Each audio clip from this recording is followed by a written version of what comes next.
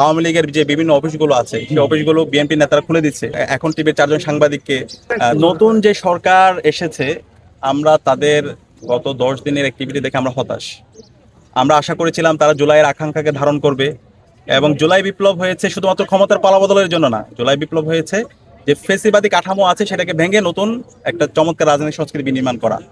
এবং গত 16 বছরে বাংলাদেশে যারা ফেসিবাদ কায়েম করেছে, যারা গণহত্যা এবং শিশু হত্যা করেছে, যারা পিলকানায় আমার 57 জন সেনাবাহিনী, দেশপ্রেমিক সেনাবাহিনীকে যারা হত্যা করেছে, এবং শাপলায় আলেম ওলামাদেরকে হত্যা করেছে, আল্লামা দেলাওয়ার হোসেন সাইদি হুজুরের রায় পরবর্তী সারা দেশে যারা গণহত্যা করেছে, এবং 3টা অবৈধ নির্বাচন করেছে, এবং ক্যাম্পাসগুলোতে যারা শিক্ষার্থীদের উপর নিপীড়ন নির্যাতন করেছে গণরম গ্যাসন কালচার তৈরি করার মাধ্যমে, এরকম অসংখ্য বিচারিক হত্যাকাণ্ড এবং বিচার বহির্ভূত হত্যাকাণ্ড করেছে, তাদের এই বিচারে স্বাধীন বাংলাদেশে হবে। এবং জুলাই বিপ্লবে যে খুনি হাসিনা গণহত্যা এবং শিশু হত্যা করেছে, এই খুনি হাসিনা যারা দোষর আছে তাদেরকে দৃষ্টান্তমূলক বিচার আওতায় নিয়ে আসার জন্য তাদের স্ট্রং কমিটমেন্ট থাকবে, এবং শহীদ ওসমান হাদি হত্যার বিচারের জন্য তাদের স্ট্রং তাদের কমিটমেন্ট থাকবে।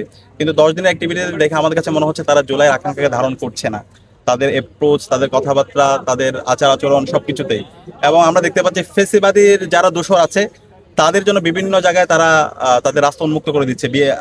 আওয়ামী লীগের যে বিভিন্ন অফিসগুলো আছে সেই অফিসগুলো বিএনপি নেতারা খুলে দিচ্ছে। এবং আমরা দেখতে পাচ্ছি শাহাবুদ্দিন চুপু যে ফেসিবাদের দোষর, তাকে নিয়ে তুষমতি হচ্ছে। তো এবং আমরা দেখতে পাচ্ছি বিভিন্ন জায়গায় মব তৈরি করে সাংবাদিকদের হেনস্থা করা হচ্ছে। এবং গতকালকে আমরা দেখতে পেয়েছি গভর্নরদের উপর মব করে তাকে বের করে দেওয়া হয়েছে। এবং এখন টিভির 4 জন সাংবাদিককে তাদেরকে শোকজ দেওয়া হয়েছে যারা জুলাইয়ের পক্ষের শক্তি ছিল। একইভাবে আমরা অসংখ্য এরকম ঘটনা দেখতে পাচ্ছি। বিভিন্ন বিশ্ববিদ্যালয়গুলোতে হুমকি দেওয়া হচ্ছে শিক্ষকদেরকে। তো আমরা এই জুলাই বিপ্লব পরবর্তী নতুন বাংলাদেশে এই ধরনের মবের সংস্কৃতি আমরা দেখতে চাই না।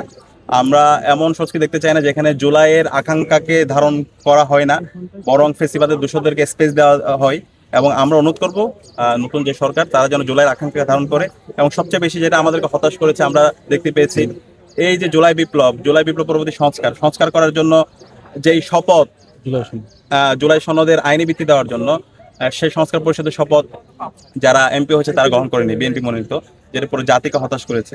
তো আমরা আশা করবো এখনো সময় আছে, জুলাইয়ের আকাঙ্ক্ষাকে যেন তারা ধারণ করে। এই জুলাই বিপ্লবের মাধ্যমে আজকের নতুন বাংলাদেশ, আজকের আজাদি, আজকের এই সবকিছুই। সুতরাং এই জুলাইকে কেউ যদি ডিনাই করতে চায়, অস্বীকার করতে চায়, এবং ফেসিবাদের দোষরদেরকে যদি কেউ আবার জায়গা করে দিতে চায়, আমরা তরুণ প্রজন্ম বেঁচে থাকতে আমরা তা হতে দিব না।